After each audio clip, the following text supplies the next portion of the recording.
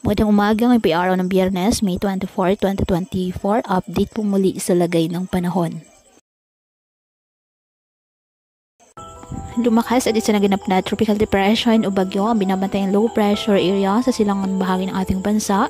Ayon po yan sa datos ng Japan Meteorological Agency or JMA. Samantala, ayon naman sa Pag-asa, isa pa lamang itong low pressure area, ngunit may posibilidad din na maging bagyo.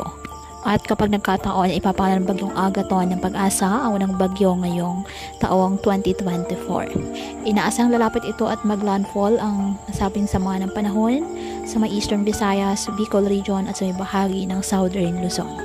Ngayong araw, apektado na po ng nasabing low pressure area ang Eastern Visayas at Caraga, kaya asahan po dyan ang maulap na halangitan na may mga pag-ulan. Asahan naman ng bagyang maulap mas maulap na halangitan with isolated rain showers or thunderstorms sa Metro Manila at sa nalalabing bahagi ng ating bansa.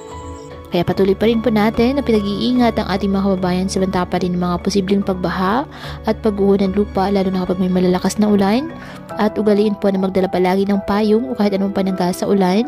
Hindi ka naman po sa init ng araw kapag lalabas ng ating mga tahanan.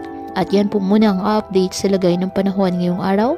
Muli patuloy po tayo na mag-ingat at palaging tandaan, God loves you. Stay safe and God bless.